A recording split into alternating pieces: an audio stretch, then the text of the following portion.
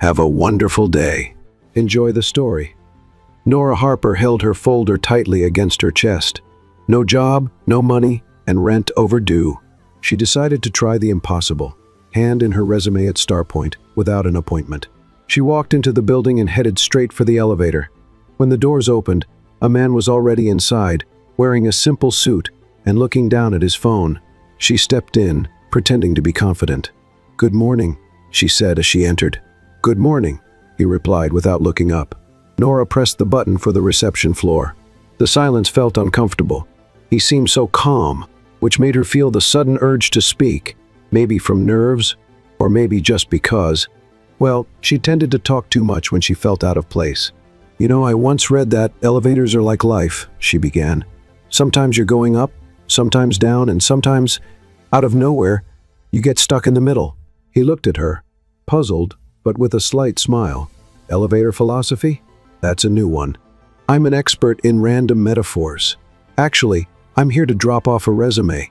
No interview or anything. Kind of crazy, right? Bold or desperate, hard to tell. If I were HR, I'd hire me just for the guts." Before he could answer, the elevator gave a little jolt and stopped. The lights flickered. The panel froze. Everything shut down. "Oh no," Nora muttered, looking up. The man turned pale. He leaned against the wall and closed his eyes, sweating, breathing too fast. "You okay?" He nodded slightly, trying to keep it together. "Claustrophobic," he confirmed with a tense gesture. Nora stepped closer, gently. "Look at me. That's it. Breathe in. Breathe out. We're getting out of this, okay? And you're not going to die crushed between the 10th and 11th floors, I promise." He laughed, though still out of breath. "Seriously, just imagine the headline. Well, man suffocates next to talkative girl who wouldn't stop talking. Girl saves executive with bad jokes and no filter." "Much better," she replied. "Do you work in comedy?" "No, but maybe I should. Elevator stand-up could be my future." "Good evening, everyone. I'm Nora, and today we'll be stuck between the 3rd and 4th floors until someone remembers we're here." Time passed. She talked about everything. The economy. How companies forget people. How sometimes we just want someone to listen. She even joked about CEOs locked in glass offices, like robots. He listened in silence, slowly calming down. "If I could give some advice to one of those suit and tie bosses," she said, "I'd say, smile more, walk the halls, and try to remember the cleaning lady's name." When the elevator finally started moving again, they both felt oddly lighter. The panel lit up, numbers rising, and Nora smiled. See, nothing like a good chat and a shared panic attack to start the day. The doors opened at the reception floor. "It was a pleasure, Ethan," she said after noticing his name subtly printed on his badge. "Hope the rest of your day runs more smoothly." "Likewise, Nora." She blinked, surprised. "Wait, how do you know my name?" "You said it," he replied, walking out another door before she could ask more. Still a bit stunned, Nora made her way to the front desk. The receptionist gave her a quick, unimpressed look. Her second-hand blazer, worn-out purse, and messy hair all screamed. She didn't belong there. "Hi, I came to drop off my resume.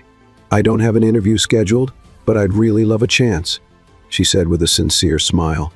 "We're not hiring at the moment," the receptionist said, taking the paper and setting it aside without much interest.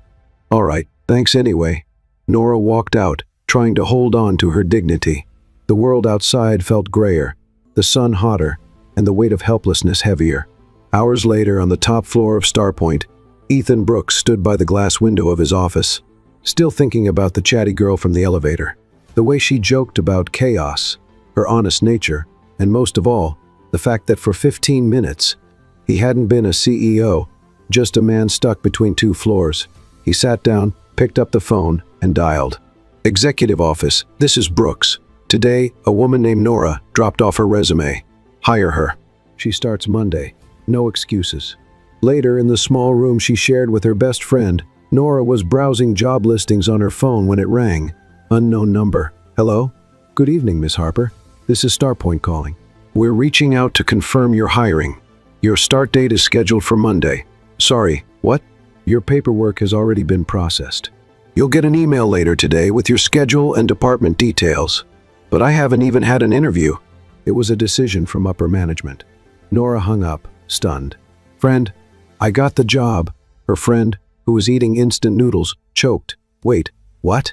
I just went there to drop off my resume. They didn't even let me talk properly, but they called me. I got it. They screamed, hugged, and laughed like it was a miracle. And maybe it was. Meanwhile, high up at Starpoint, a CEO looked out the window at the city with a faint smile, wondering what kind of girl talks that much, and still somehow makes silence feel lighter. Nora was spinning in circles in her room, holding her phone like it might explode at any second. This is a prank, right? Someone's hiding with a camera. Where are you? Hidden camera. She yelled at the ceiling. Nora, you're yelling at the light fixture, her friend said, still holding her noodle spoon. This is unreal. I got hired by Starpoint, one of the biggest companies in the city. I barely stepped through the door. Technically, you took the elevator, her friend pointed out. Oh, shut up and celebrate with me. They danced awkwardly around the room. It was one of those wins so unexpected you couldn't even process it. One call, you start Monday. And just like that, she had a job. Monday came way too fast. Nora got up early, put on her most respectable outfit, the one with no visible lint, and a working zipper, and tied her hair in a way that looked professional, or at least neat. On the way to the company, she practiced answers to possible questions. Why do you think we hired you? Because I saved a man from a nervous breakdown in a floating metal box? Maybe not. When she arrived at Starpoint, everything looked brighter than before. The building, the people, even the front desk, now with a new receptionist, who, to Nora's relief, was actually smiling. Hello, Nora Harper, right? The receptionist asked. You can head up. Here's your temporary badge. The strategic creation team is waiting for you. Strategic creation? She almost tripped on the rug. In the elevator, she looked closely at the badge. Her name was there, printed in a nice font and everything. No spelling mistakes. This was really happening. When she got to the right floor, she was greeted by a friendly, very energetic woman named Sophie. You're Nora. Oh, I'm so glad you're here. We've been waiting. Are you settled in? Have you had a moment to breathe? Want some coffee? Yes, I mean no. Coffee, please. Perfect. Come on, I'll show you your desk. The desk was simple, but neat. A computer was already waiting, and a handwritten note, Welcome, Nora. It'll be fun working with you. She smiled. Who left this? Oh, not sure. Someone on the floor. Maybe Ethan? She froze. Ethan? Yeah. One of the nicest guys here. He's always wandering through all the departments. Kind of a chameleon, but he's smart, fun, a bit mysterious. Nora swallowed hard. The Ethan from the elevator. Before she could ask more, she heard a voice behind her. I thought you'd run off, he said with that same calm tone and the same light blazer. She turned slowly. Ethan. Hi. You work here? I do. Looks like you do too. Nice to see you again. She blinked, trying to piece it all together. You work exactly where? Oh, a little bit of everywhere. I show up when people need me. Sometimes when they don't, he answered with a small, mysterious smile. So, you're like a problem solver? Something like that. Before she could keep questioning him, Sophie came back with the coffee. Ethan, are you already filling our newbie's head with riddles? Just testing her endurance, he said, grabbing a cup for himself. Nora, if you survive Ethan's jokes, you're already a good fit for the company culture. Oh, after getting stuck in an elevator with him, nothing scares me now. Ethan coughed into his coffee. Sophie laughed. Don't tell me you were the elevator guy. Let's just say I was saved by a burst of non-stop talking. Nora wanted to crawl into a hole and stay there indefinitely. That explains a lot, Sophie said, smiling. The morning flew by. Nora was warmly welcomed by the team. Even though she didn't fully understand how or why, she felt right there, like for the first time in a long while. She was exactly where she needed to be. Between spreadsheets, presentations, and tossed around ideas, she noticed something interesting. Ethan was everywhere. Meetings, hallways, near the coffee machine, always around, listening more than speaking, half smiling like he knew something no one else did. He didn't seem like just another employee. At lunchtime, as she was heading down to the cafeteria with the group, she overheard someone say, Hey, just a heads up, mister. Brooks is heading up to the creative floor today. Blue shirt, as usual. Keep an eye out.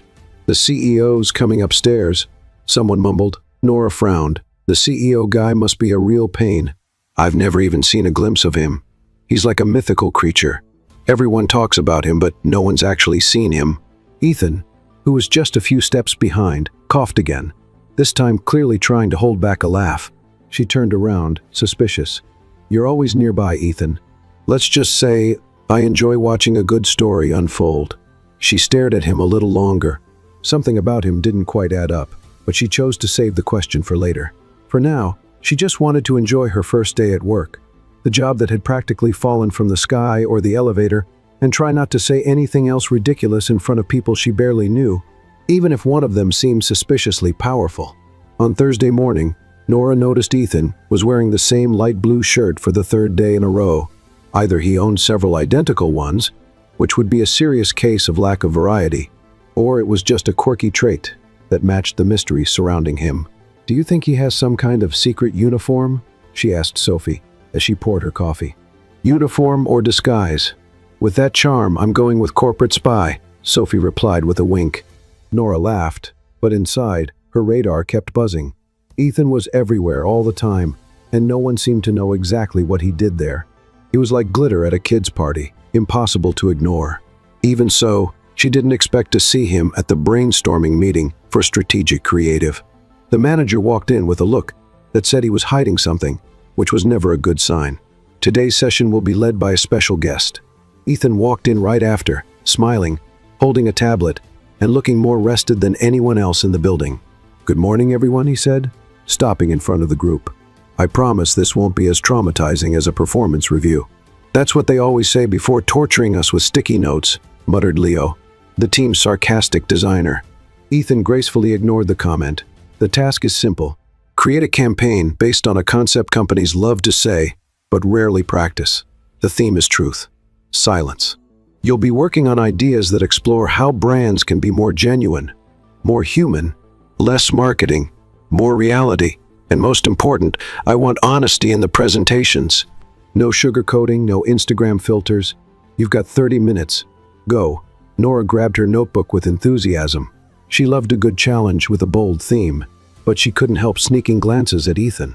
He seemed different that day, more focused, more serious.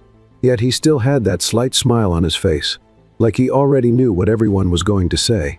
30 minutes passed like 5. Each team member presented their idea. Some were solid, others creative, and a few sounded like sleepy Friday afternoon pitches. When it was Nora's turn, she stood up. "My campaign would be called, 'Stop Pretending Everyone Already Knows.' The idea is to use sarcasm in favor of authenticity. Show what companies say versus what they actually do." She took a deep breath. "For example, we value each employee as an essential part of the whole." And the image, a shared fridge with a wrinkled apple and a sticky note saying, "Don't touch my yogurt." Everyone laughed. Or, "We care about our team's well-being." Below that, someone napping in the bathroom with their forehead against the wall. More laughter. The point is to expose the truth in a humorous way, because sometimes laughing at what's wrong is the first step to changing it. Ethan was watching her closely, his smile now a bit more obvious. When she finished, he was the only one who didn't clap. Instead, he said, "You're brave." "Is that a good thing? It's rare." She sat down, not hiding her smile. That compliment felt more valuable than any evaluation score. After the meeting, Nora went to the break room for some water. She was distracted, thinking about how to improve her idea, when she heard footsteps. Ethan leaned against the counter next to her, holding a mug. "Did you have fun today?" "A little." Speaking inconvenient truths out loud is always fun, especially when the audience can't do anything but laugh. "Exactly." He took a sip. "And you, Ethan, have you ever told someone an inconvenient truth?" "Yes, today actually." "Oh yeah? What was it?" "That I think you're brilliant." Nora nearly choked on her water. "Was that a pickup line?" "No, just an honest observation. But if you want, I can try a bad pickup line so you can compare." "No, please spare me." "All right, then I'll keep being honest." "You intrigue me, Nora. Since the elevator, since the way you speak your mind without a filter, without fear. I don't see that much around here." She looked at him, and for the first time, she realized his gaze wasn't just curious, it was interested. There was something there, something that went beyond teamwork, beyond professional respect. "Do you always compliment people like that, or just me?" "Only when it's deserved." Silence fell between them, but not the awkward kind. It was the kind of silence that makes everything feel clearer. "You know what I find strange?" Nora said, breaking the moment. What? The fact that you show up everywhere, like a recurring character in my week. It's like my life is a show, and you're the secret main character. What if I told you I like being around? I'd say that's suspicious. And what if I said it's true? She looked straight at him. Then prove it. He set down his mug, took a step closer, and gently reached for her face. Her breath caught. Time stood still. Everything paused, and he kissed her. It wasn't a dramatic, movie-style kiss. It was simple, real, with a hint of lukewarm coffee and a racing heartbeat. A kiss that said, "I'm here," without using any words. When they pulled back, Nora still had her eyes closed. Okay, that was unexpected. Was it a little and good or bad? Good, but you're still suspicious. Then give me time to prove otherwise. She laughed. Her cheeks were flushed. She felt happy, confused, and strangely comfortable with all of it. The next day, Nora arrived at work with a fluttering heart and a head full of questions. She didn't quite know what it all meant, if it was a beginning, a coincidence, or just something good in an unexpected moment. Ethan didn't show up that morning. She found it odd. Maybe he was trying to avoid turning the kiss into a topic. At lunchtime, she went to the cafeteria alone, got her food, sat in a corner, and soon heard footsteps behind her. "This seat taken?" She turned. It was him, with a small smile and 2 sodas in hand. "You disappeared today. Had meetings, but I was thinking about you the whole time." She tried to hide her smile, failed miserably. "And what did you think? That you're more dangerous than I thought? Me? You throw me off. That never happens. Welcome to my world," she said, taking the soda. "I've been off balance since the elevator." They looked at each other, and suddenly, the noisy cafeteria didn't matter, nor the curious glances, nor the fact that it was a place where no one usually got involved with anyone. "This is really happening, isn't it?" she asked, almost in a whisper. "It is, and it's the best thing that's happened to me here." She laughed. "So, what do we do now?" "We live. Carefully, patiently, and with more kisses. If you'll let me, I'll let you." And there, among trays and napkins, Nora realized that maybe, just maybe, the truth was more surprising than she had imagined. The morning after the kiss, Nora woke up with a ridiculous smile on her face. And it wasn't because she slept well, because she didn't.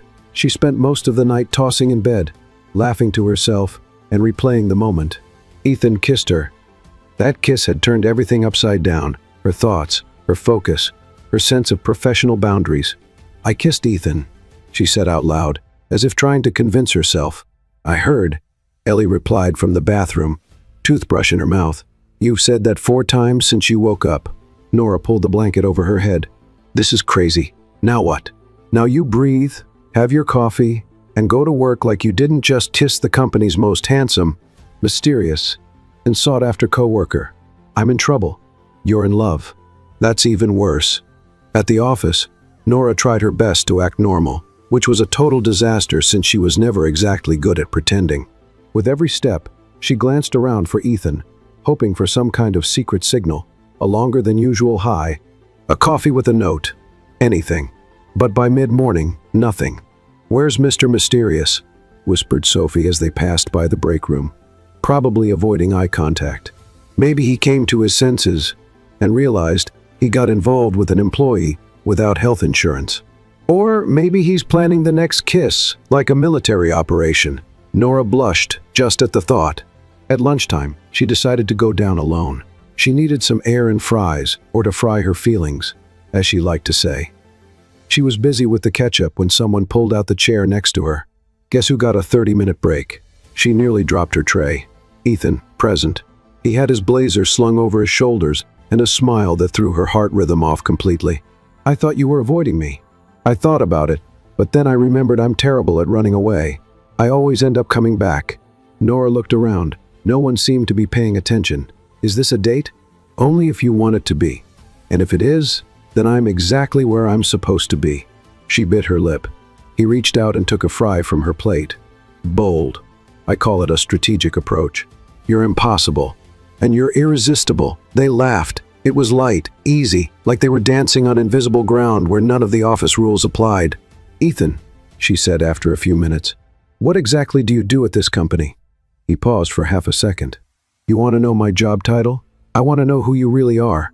He smiled, but this time the smile was guarded. Let's just say I'm someone who's curious. I like moving between departments, seeing things from a different angle. You talk like someone who knows more than they should, and you talk like someone who's about to find out more than they expected. She looked at him, but before she could press further, his phone buzzed. He glanced at the message and made a slight face. I have to go upstairs. A meeting, something like that. You always disappear out of nowhere, and I always come back. Is that a promise? It's the best I can offer for now. He leaned in close to her ear. But I want to offer more. Then he left, as if he hadn't just turned her world upside down with one sentence and a glance. Hours later, near the end of the workday, Nora decided to drop off the printed reports at the executive floor. Just one floor up easy. Simple. Harmless. She stepped into the elevator, fixed her hair using the reflection in the doors, and tried not to think about Ethan. When she reached the floor, she looked for the meeting room listed on the paper. She knocked on the slightly open door and stepped in quietly. The room was full, and in the back, standing and speaking about innovation and leadership, was him. Ethan, but not Ethan with the casual shirt and cryptic comments. It was Ethan Brooks, wearing a badge, holding a title, standing out. On the screen behind him, it read in bold letters, Ethan Brooks, CEO of Starpoint. Nora froze. He stopped speaking when he saw her. Her eyes widened. She swallowed hard, took a step back, then left the room like someone fleeing from an emotional fire. The world was spinning, and suddenly everything made far too much sense. Ethan, the CEO, the man she thought was just a curious, mysterious, and incredibly charming employee, was actually the one in charge of it all. No, she whispered inside the elevator. This can't be real, but it was. And suddenly the kiss, the looks, the coffees, all seemed part of something much bigger, too big, and far too real. Later that evening, back at home, Nora couldn't stop thinking about the scene in the meeting room. Ethan, or rather, Ethan Brooks standing there, talking about innovation like he wasn't the same man who had stolen fries off her plate just days before. So, mysterious Ethan was the boss all along, Ellie said. And here I was, thinking he was just a quirky analyst with a badge allergy, Nora replied, flopping onto the couch. You kissed the CEO, Ellie. For heaven's sake, don't say that out loud. Sorry, but you kissed the CEO. Nora threw a pillow at her. The next morning, Nora avoided the break room. She avoided the elevators. She even avoided walking near the executive floor. She had spent the night rehearsing speeches in front of the mirror. Some were cold and direct, others dramatic and sarcastic. In none of them did Ethan respond the way she hoped. When the clock hit noon, she tried to sneak out to lunch 5 minutes early to avoid the crowd, but no luck. As soon as she stepped into the cafeteria, she saw him. He was already there, sitting at one of the corner tables with 2 bottles of water on the table, a silent attempt at peace. She thought about pretending not to see him, but that wasn't who she was. Nora walked over, heart pounding, thoughts racing. Can I sit? She asked coldly. Please. She sat down slowly, keeping enough distance to make it clear that things were anything but friendly. So, CEO, she said, folding her arms. Ethan sighed. Nora, you let me believe you were just another employee. A curious one. A guy who popped up out of nowhere but had good taste in coffee. I know. And even after the kiss, you stayed quiet. I was going to tell you, I swear. I just didn't know how to do it without sounding like I was trying to manipulate you. At this point, it sounds exactly like that. He looked down for a moment. When he looked at her again, he seemed more vulnerable than ever. You have every right to be upset and hurt. I just wanted a little time to experience something real, without my name getting in the way of everything. You pulled it off, didn't you? For a few days, you were just Ethan, the guy I felt comfortable around, the one who made me laugh, who understood me. But all of that, it was based on a lie. It wasn't a lie, Nora. It was real. I just kept part of it from you, out of fear. Because when I'm with you, I'm not the CEO. I'm just me. She took a deep breath, crossing her arms on the table. That doesn't erase the fact that you hid it and put me in an awkward position. You had power over everything, and I didn't even know who you really were. I understand. That's why I'm here.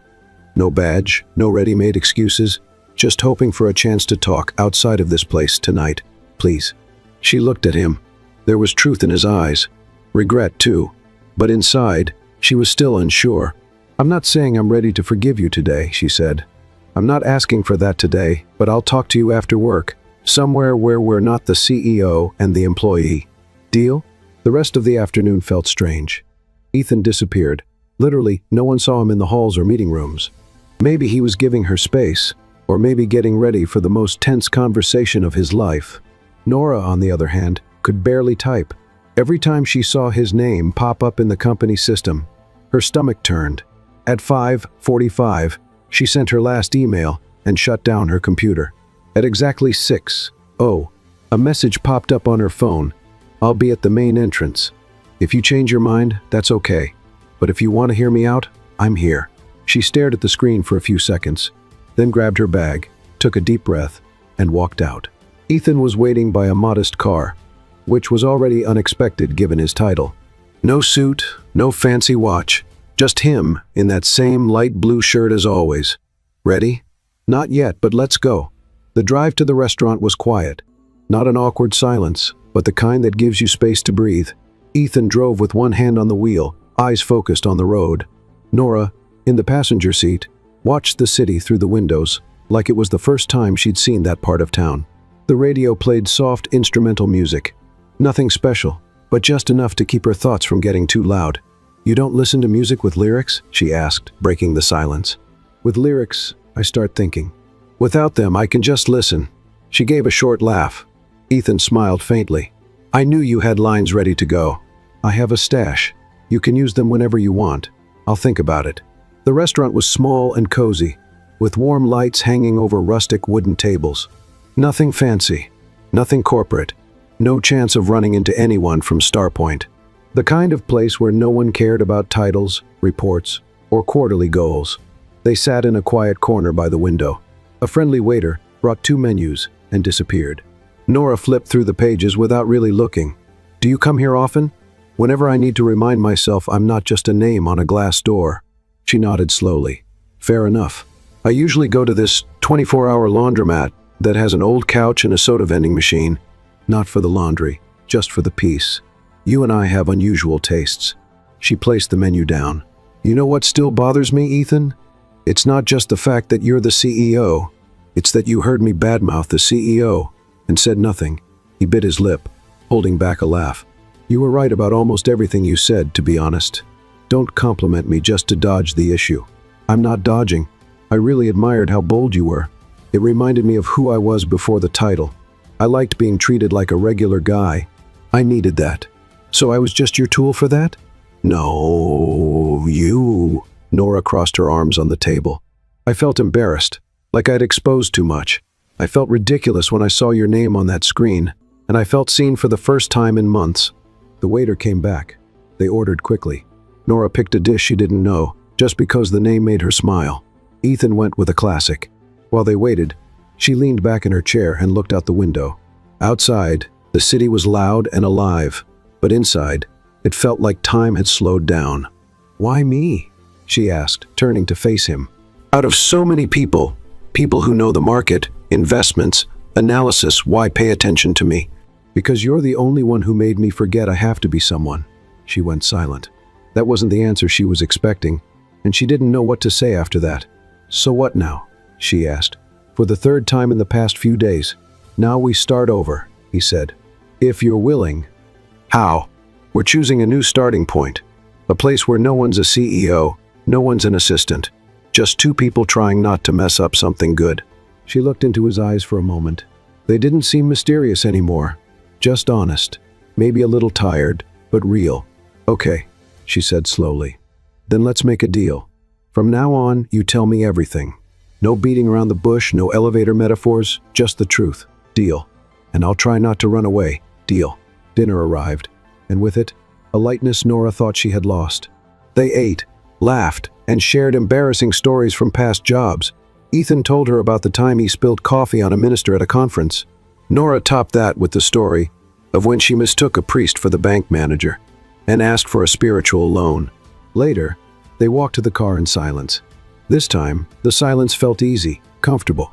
Ethan opened the door for her, and before getting in, Nora paused and looked at him. Are you still willing to just be Ethan with me? Only if you'll just be Nora with me, she smiled. I've never been anything else. He stepped closer, slowly. Her heart was beating fast, but there was no rush. When he kissed her, it was nothing like the kiss at the office. There was no surprise, no doubt, just choice. And right there, on some random sidewalk next to a tucked-away restaurant, Nora understood. Maybe what started out as a mistake was exactly the right thing she didn't know she needed.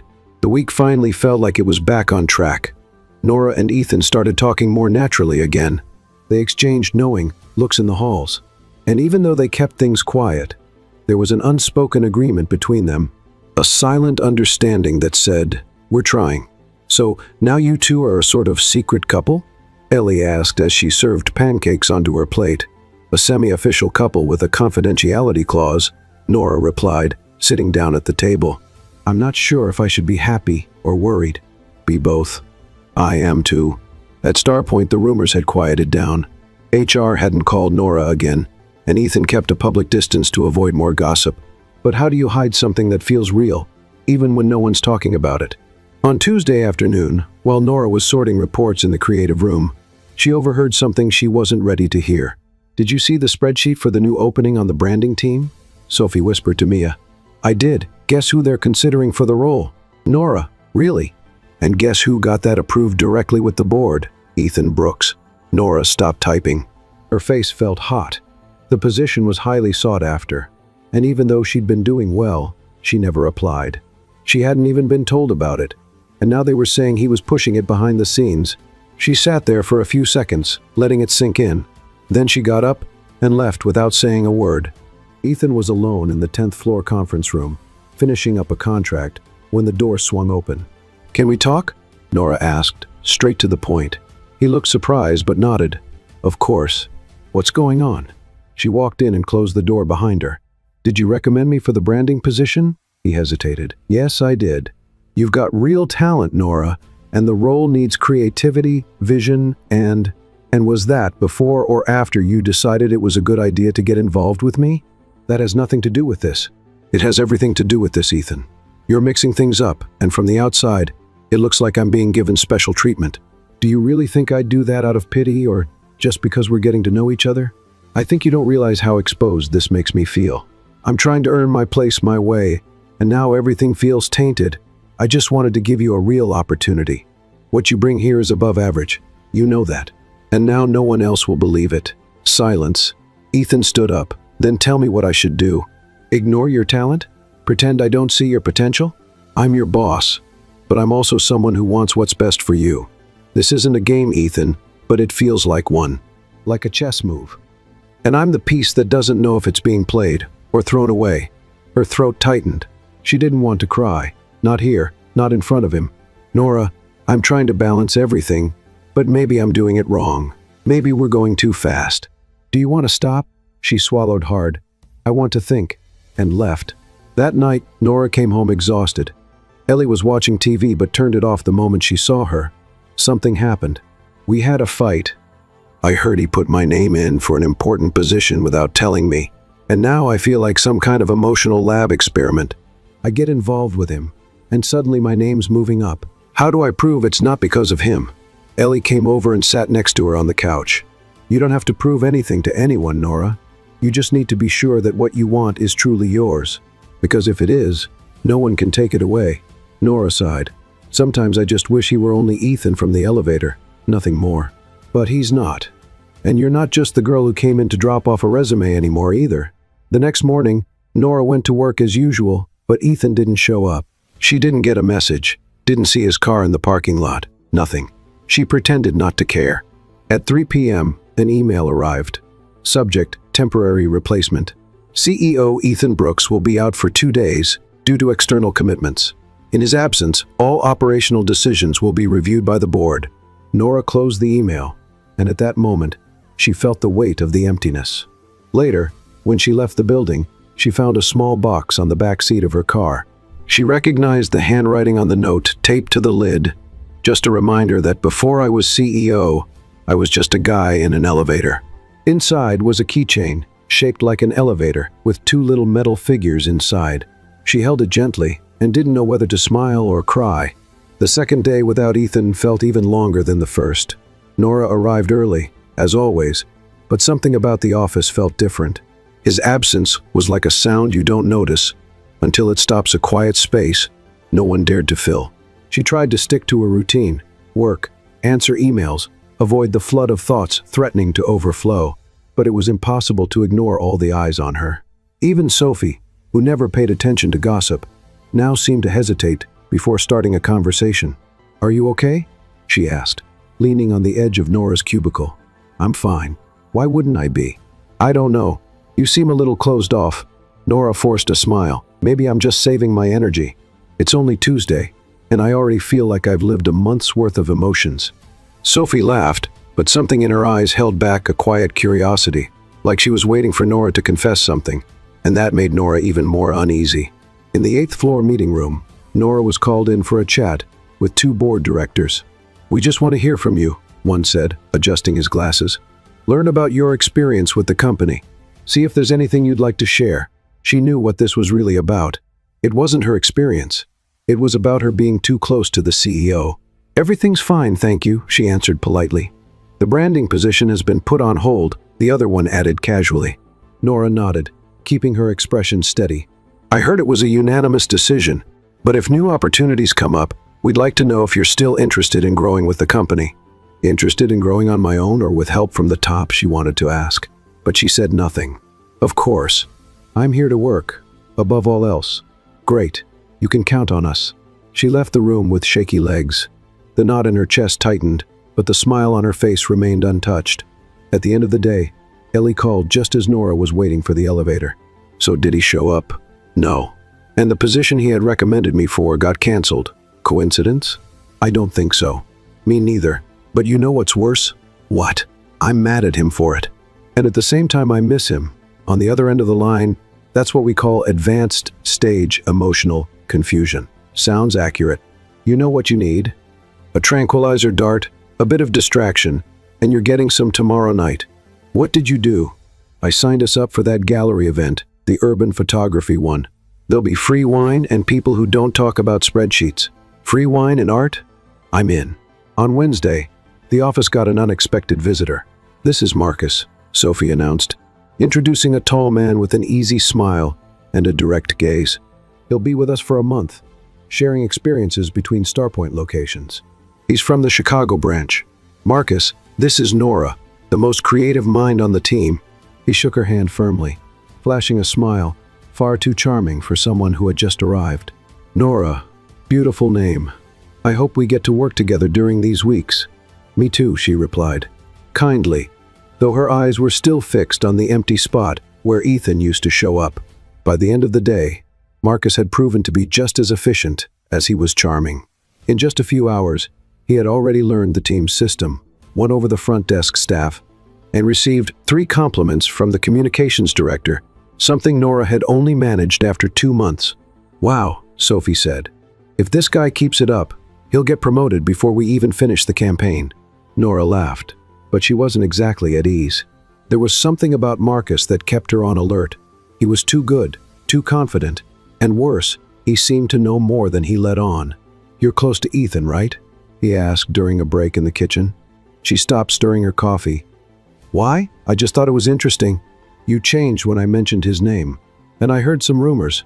Rumors are great for people who like wasting time. I don't like wasting time. That's why I'm asking directly." She looked at him, serious. "I'm a professional, and I hope you are too." He raised his hands like he was backing off. "Fair enough. I just thought we might understand each other better." Nora finished her coffee and left the room without another word. That evening, the gallery event felt like a different world. Soft lighting, people dressed too stylishly to seem real, and Ellie looking stunning in a fitted black dress that made half the guests turn their heads. Nora wore jeans, a dress shirt, and a darker lipstick than usual, the kind of detail only someone paying close attention would notice. See, this is life. No HR, no emails, no reports, just wine and pretending to be intellectual. Exactly. As they looked at a wall of black and white photos of spiral staircases, Nora felt someone approaching. "Hope you two didn't start without me." She turned. Ethan. He wore a simple leather jacket, an open collar shirt, and a subtle smile that couldn't quite hide how tired he looked. His eyes found hers instantly. Ellie stepped away gracefully, leaving them alone in front of a photo that looked like a reflection of the confusion. Nora felt inside. "I thought you were still on leave," she said with a touch of irony. "I was, but I got tired of staying away. How convenient. I came because I heard you'd be here. And why does that matter?" He hesitated before answering. "Because I couldn't go one more day without saying what I need to say." Nora crossed her arms. "Say it. I messed up again, trying to do the right thing the wrong way. I wanted to protect you, and I pushed you away. I wanted to help you, and I ended up exposing you. But it wasn't out of carelessness. It's because I'm trying to figure out how to be myself with you." She didn't say anything. "And what if I don't want to figure it out anymore?" He looked her in the eyes. "Then I'll accept that. But if there's still any part of you that wants to try, I'll be here, even if it's from the outside." The ambient noise muffled their breathing. But in that moment, the world felt too quiet. "You can't make promises," she said, "but I can make choices, and I'm choosing you, even if you don't choose me right now." She looked away. There were so many questions inside her that couldn't fit into a single conversation. But there was also a feeling she couldn't ignore.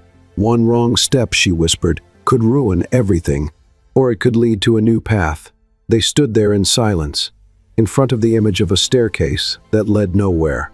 And still, something inside her said that maybe, just maybe, the first step was right there.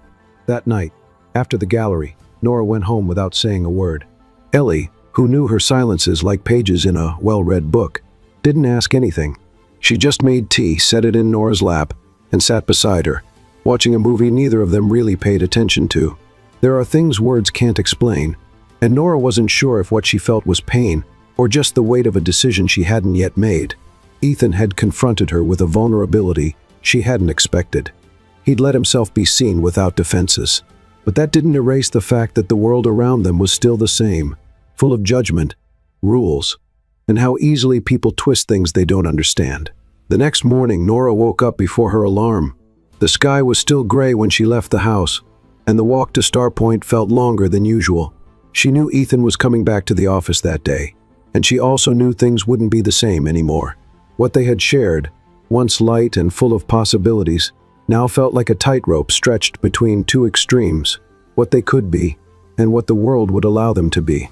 "Morning," Sophie said as Nora passed by the kitchen. "Morning. You okay?" "I'm trying to be." "Heard the CEO's back today. The upper floors feel tense. Word is the board had an emergency meeting." "You think that has anything to do with?"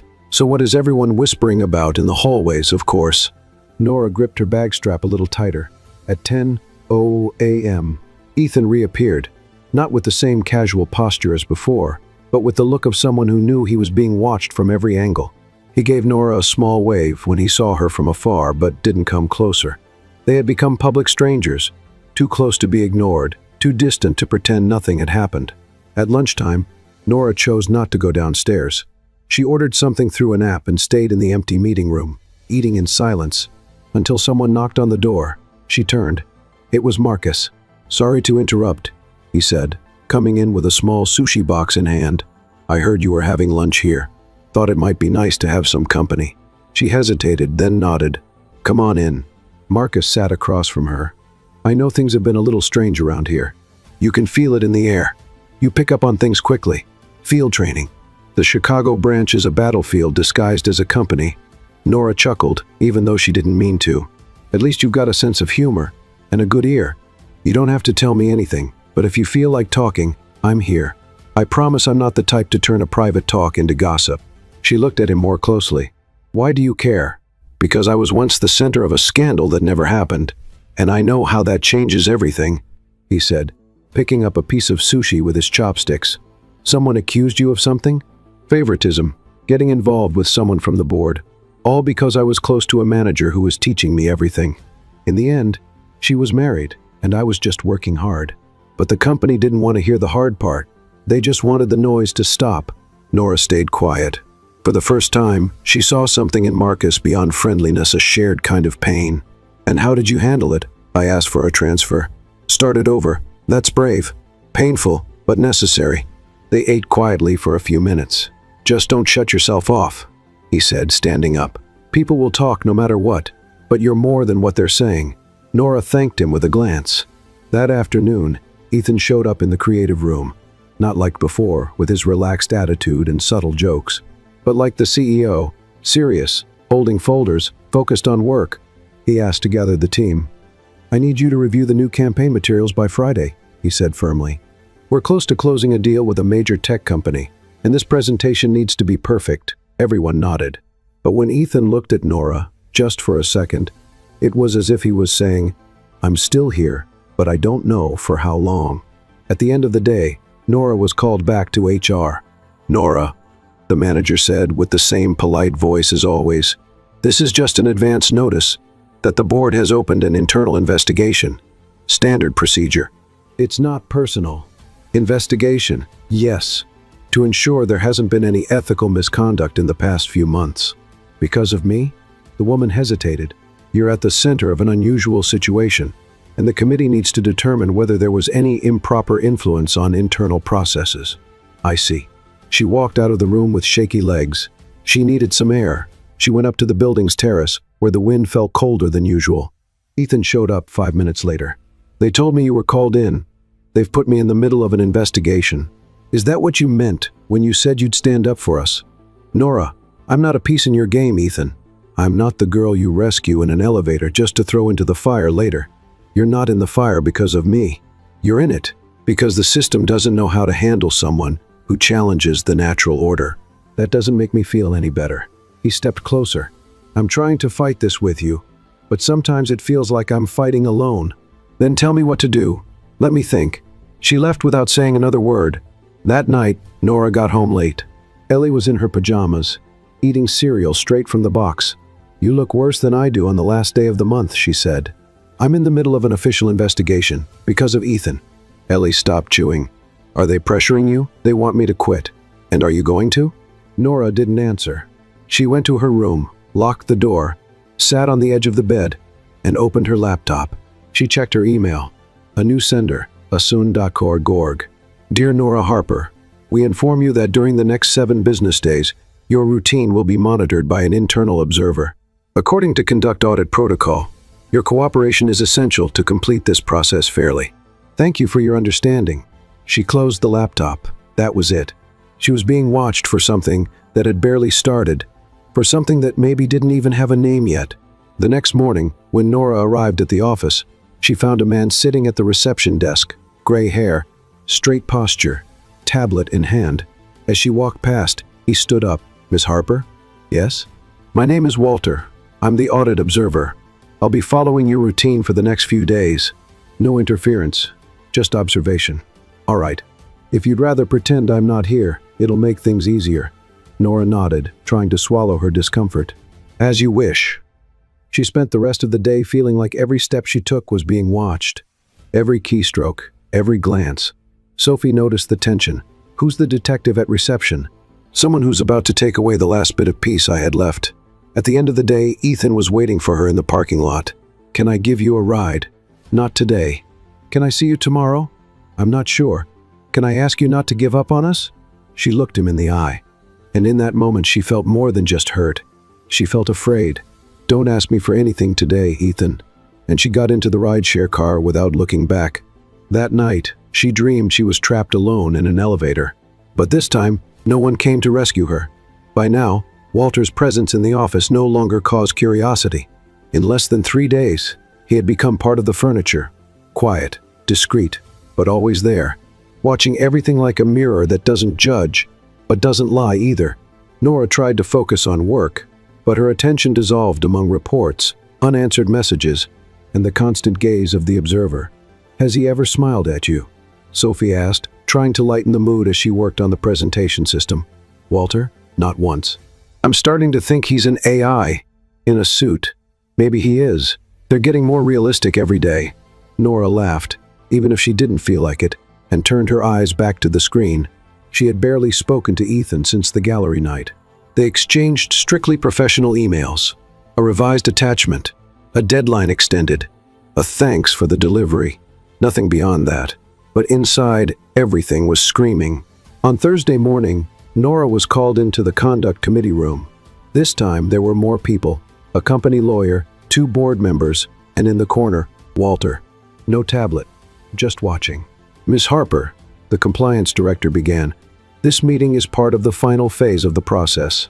We need to review a few sensitive points regarding communication between you and the CEO over the last 90 days. Nora nodded, trying to appear steadier than she felt. How would you describe your relationship with Mr. Brooks during this period? She thought for 2 seconds. Just 2. Polite, professional. Do you deny there was a personal relationship? I don't deny it, but I don't think that's the point. And what would the point be then?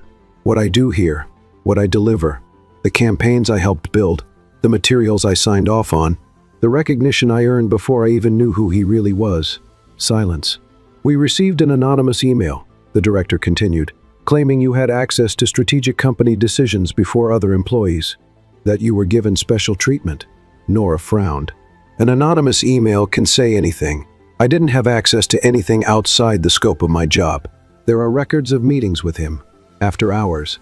And there are coffee breaks with co-workers during lunch. Does that count as favoritism? The director crossed her arms. So you're saying the relationship didn't affect internal decisions? I'm saying the relationship happened in spite of the environment, not because of it. Walter took a note for the first time. That afternoon, Ethan appeared in the creative room, not to speak with Nora, but to request a review of the new product presentation. He was direct with everyone, and with her, as always, polite, distant, impeccable. Marcus noticed. Is he testing you? I don't know. Seems like he wants to see if I'll still fall apart. Nora looked at the screen, at the blinking logo in the corner of the presentation. I'm trying to figure out if I even want to keep solving this puzzle. On Friday, Ellie showed up at work with a cup of coffee and an invitation in hand. I figured you might need this coffee. Moral support, but also this, she said, handing her a folded flyer. Launch event at the new neighborhood gallery, modern art exhibit, live music, and, get this, gourmet snacks. Nora took the flyer. You think this will fix anything?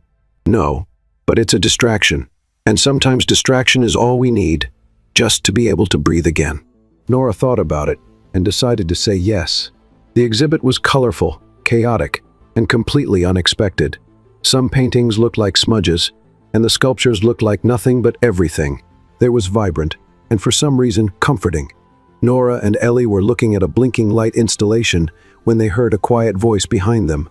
I know that name, someone said. They turned around. It was a woman in her early 30s, with red hair tied in a bun and glasses hanging from the neckline of her blouse. You're Nora, right? Nora Harper? Yes. Why? I'm Claire, she said, reaching out her hand. I used to work at Starpoint. I was in the innovation department. Really? Yes. I was there for 2 years. I left at the beginning of the year. Ellie, curious, stepped closer. Did you know Ethan? Claire laughed. Who doesn't? But yes, personally. I worked directly with him. And what was he like? She paused. Complicated. He's brilliant, but very private. When he gets close to someone, it's because it really matters. Ethan doesn't open up emotionally for no reason. And you? We were friends, but I think he was still carrying too much on his shoulders. He never managed to let himself fully open up. Nora listened in silence. But if he did that with you, Claire went on, then you're different. On Saturday, Nora woke up to the phone ringing. An unknown number. Hello, Miss Nora? This is the front desk at Starpoint. Mr. Brooks left something for you in the lobby. He said he didn't want anyone else to bring it. She got dressed quickly and went there. When she arrived, she found a simple box with a light blue ribbon. No sender, no note. Inside were 3 things.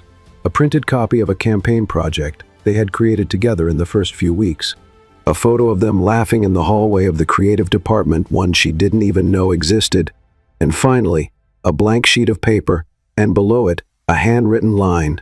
To write what comes next, if you still want to. She stood there, frozen, with the box in her lap and her heart in her throat.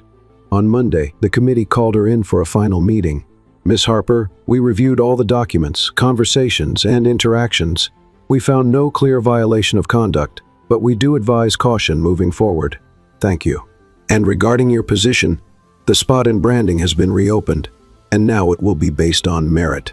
Your name will be evaluated with the others.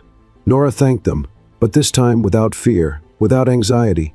When she left the room, she saw Ethan at the end of the hallway. He saw her too, and this time, he walked toward her. Can I walk you out? Sure. They walked side by side, without hurry, as if they had all the time in the world. "I saw you left a box for me. I noticed I didn't get a reply. I'm still writing. That means I'm ready to stop running." He stopped. She stopped. "I can't promise it'll be easy," he said. "I don't want easy. I want real." He smiled. "Then let's go. Where to? Wherever. Just with me." And she went. Not because she was sure, but because she was finally free from the fear of getting it wrong. Owning your truth wasn't a single act. It was a process. Nora learned that firsthand when, on Monday morning, she arrived at Starpoint holding Ethan's hand. There was no announcement, no memo, no formal email, but all it took was the two of them walking through the lobby together for the domino effect to start. "Oh my," one of the project assistants whispered when she saw them. "So it was true," someone murmured in the elevator. Nora worked hard to keep her face calm. She knew that first walk would be the hardest, but Ethan, beside her, walked like a man with nothing left to hide, and that helped a lot. When they entered the boardroom for the first meeting of the day, the room was quieter than usual. Ethan walked to the main table. Nora headed toward her usual corner, but he gestured for her to come closer. "You're presenting with me today," he said, just loud enough for her to hear. She hesitated for a second, then walked to his side. The meeting was about Starpoint's new partnership with a global tech network. Nora and Ethan had worked on the campaign concept behind the scenes since day one. It was a big project, the kind that could shape the company's direction for the next 2 years. "All the creative work here is from Nora Harper," Ethan said when it was time to present. "I was just there, watching it come to life." She took a deep breath and spoke, not about them, but about what she had built with hard work, with ideas, with courage. With every slide, the room seemed to forget the rumors and start seeing what truly mattered, her talent. When she finished, they applauded. Ethan gently touched her hand, just out of sight from the others, and smiled, saying, "I'm proud, even close." She smiled back. For the first time in a long while, she didn't feel torn between her professional and personal life. She felt whole. At lunchtime, they went to the cafeteria together, on purpose. They sat at their usual table, where they used to pretend to be just co-workers. Sophie walked over with a big smile and curious eyes. "Well, so it's official." "Official," Nora said, picking up a French fry. "You two took longer than a Netflix series to reveal the ending, but it was worth the wait." Ethan laughed. "We're working on the spin-off now. With less drama, I hope," Sophie joked, then headed off to get her food. Marcus came by a little later. He stopped by the table, holding an iced tea. "Congratulations, Nora, on the presentation." "And on the two of you." "Thank you," she replied, surprised by his sincerity. "He's a lucky guy," he said, glancing briefly at Ethan. "Even with all the risks, I know," Ethan answered, steady. Marcus nodded and walked away. Nora watched as he left. "He still has feelings for you," Ethan said without bitterness. "I know, but there was never space for that." Ethan didn't reply, but he held her hand under the table. That afternoon, Nora was called to the communications director's office. It was her first time there since the investigation ended. "Nora, have a seat," the woman said with a slight smile. "The campaign was a success. The company is about to close the deal, and you are a key part of that process. I'm really happy to hear that, and because of that, I want to invite you to something." Nora leaned in, paying attention. "We're creating a separate creative unit for special projects, something bolder, with more aesthetic and strategic freedom, and we want you to lead it." Nora blinked. "Lead?" "Yes, with full autonomy. You'd have a small team, flexible goals, and freedom to experiment. It's a risk, but a good kind." She paused for a few seconds. "I accept. That's wonderful. I just have one condition." "What is it?" "That my position, my role, and my ideas are never tied to a relationship. That what I do is always seen for what it is, my work." The director smiled. "They already are." At the end of the day, Nora and Ethan left the building together. It was an ordinary Tuesday, but for them, it felt like the first day of something new, something light, no secrets. "I have a surprise," Ethan said as they got into the car. "If it's another elevator, I'm out. Better, much better." They drove for 30 minutes to a quieter part of town, a residential neighborhood, peaceful, with tree-lined streets and renovated old homes. He stopped in front of a charming building with a brick facade and large windows.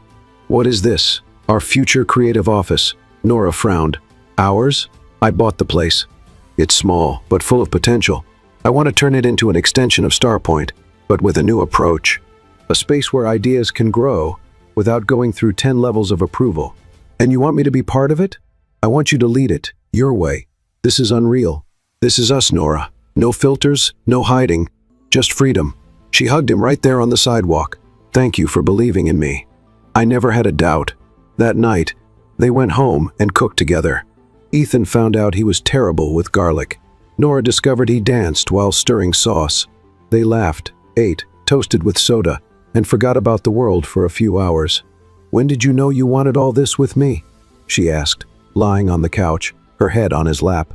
When you told me in the elevator that if you could give a CEO one piece of advice, it would be, smile more, and remember the cleaning lady's name. She laughed. And did you? I smile more, and the cleaner on the 6th floor is Linda. The one on the 10th is Susan. The one at reception is Karen. She looked at him, touched. You really listened. I listened to everything that comes from you. In the following days, they started getting things ready for the new creative space. Nora spent hours sketching layouts, picking furniture, painting walls with help from Ellie and Sophie, who volunteered without being asked. I want a dark blue wall with handwritten ideas framed on it, Nora said, as she marked the wall with tape. And a yellow couch for decompressing, Ellie suggested. And a coffee machine that looks like it belongs in a sci-fi movie, Sophie added. Ethan showed up at the end of the day with pizza and a small box. To celebrate the beginning, he said, handing Nora the box. She opened it. Inside was a small metal sculpture, 2 little figures standing inside an elevator. I had it made. She smiled, carefully holding the piece. We really did start in the most unlikely place. And now we're exactly where we're meant to be. On a sunny Saturday, the new space was officially opened. Only friends, colleagues, and a few representatives from Starpoint were there. Nora, wearing jeans and a white t-shirt with the new project's logo, Spark Vibe, was the last to speak. When I first came to Starpoint, all I wanted was to drop off a resume. I ended up stepping into an elevator and walking out with a completely different life. Everyone laughed, touched. This space was born from the courage to step outside the mold and from the belief that the most genuine ideas don't need a tie. They just need to be heard. She looked at Ethan, sitting in the audience, and courage. Applause. That night, alone in the new office, Ethan pulled her into one last slow, improvised dance. No music, just ours, he replied. And they danced, slowly, connected in silence. 6 months had passed since Spark Vibe's opening, and Nora was still amazed by the fact that she could wake up every day and do exactly what she loved, alongside the person she loved. The creative space grew faster than anyone expected. Ideas bloomed as easily as laughter filled the colorful rooms. Starpoint, once a symbol of formality, now had a heart beating with creativity on the outside. And that heart had a name, Nora. Ethan watched her every day with quiet pride. He didn't need to step in anymore. He knew that there, she was the leader she was born to be. Strong, approachable, brilliant. They kept a simple routine.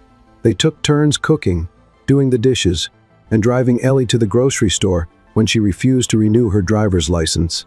But something had been growing between them, something that could no longer be ignored. One Saturday morning, Ethan asked Nora to meet him at the end of the trail behind town, a place they'd only visited once, right after finishing their first campaign together.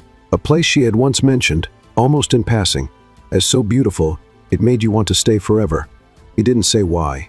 He just asked her to wear something comfortable and leave the rest to him. When Nora reached the top of the trail, after almost 40 minutes of climbing, she needed a few seconds to understand what she was seeing. Fairy lights were hanging from the trees, forming a soft semicircle around a rustic wooden table covered with a white cloth and 2 plates ready for dinner. In the background, the sky opened in shades of gold and orange, the sunset reflecting on the small lake by the clearing. Ethan stood in the center of it all, wearing a white shirt with the sleeves rolled up, light-colored pants, and an expression that said everything. Is this, Nora began, breathless. What I think it is, depends. Did you think this was just dinner? She laughed, still amazed. I thought you were going to ask me to review another presentation. He walked up, took her hand, and led her to the center of the lights. Nora Harper, you came into my life in the tightest space imaginable, he said, and she laughed. And still, you found room inside me for everything I didn't even know I needed. She bit her lower lip, eyes already filling with tears. You taught me to step off the pedestal, to listen more than give orders. You reminded me the world is made of small details, and that love can begin with an apology and a bad joke in an elevator. He pulled a small box from his pocket. And that's why I'm asking, will you marry me? Nora laughed through her tears. This is completely irresponsible, a little, and definitely crazy. Very. But it's exactly what I want, she said. Yes. With her eyes, her laughter, her whole heart, and he slipped the ring on her finger with hands that shook more than he expected. They kissed with the sunset as their witness. And in that moment, Nora was certain the entire world had paused just for the two of them. The wedding took place 3 months later at a vineyard in the California hills, where the vines danced in the breeze and the sky seemed closer to the earth. Nora wore a light dress made of flowing fabric, with sleeves that floated over her arms like a breeze. Her hair was gently pinned up, with a few loose strands framing her face. Ethan wore a light blue suit, no tie, just as he'd promised, because, as he said with a smile, commitment doesn't have to be tight around the neck. Ellie walked in with the rings. Sophie cried from start to finish.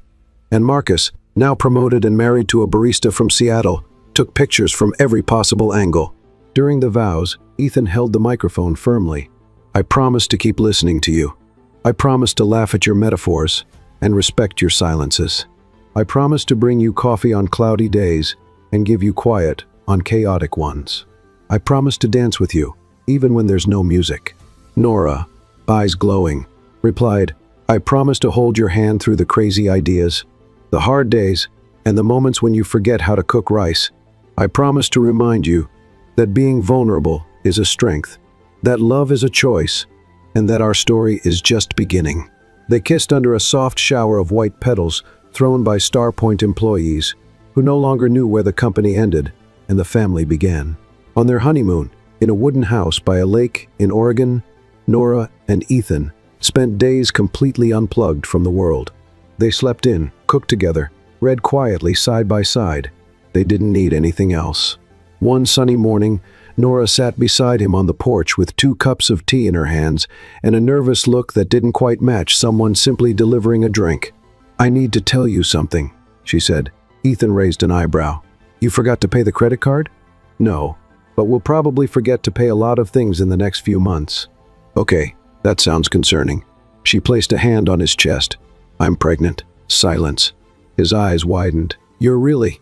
She nodded. There's more. More? It's 2. He took a few seconds to take it in. 2? Twins? He stood up suddenly, then sat down, then stood up again. We're having 2 babies? Yes. Oh wow. We're going to be a team. She laughed, a bit nervously. A small, noisy, and probably messy team. He knelt in front of her and placed his hands on her still flat belly. They're going to be amazing because they're part of you. She held his face in her hands. And part of you. They kissed, like it was all beginning again, like the future had suddenly become even more beautiful. Months later, Spark Vibe expanded. Starpoint launched an internal creativity program, inspired by the unit led by Nora. Their relationship, once a secret, was now a source of inspiration. And on an ordinary afternoon, when Nora came home tired from work, she found Ethan on the living room floor with a disassembled crib and an instruction manual. Are you going to help me? Or pretend this is too easy for me to include you? I'm the boss now, she replied, laughing. And my job is to delegate. I'm sure one of the babies is going to inherit that sense of humor of yours, and the other your need to overplan. Balance, he said, smiling. She sat beside him, resting her head on his shoulder.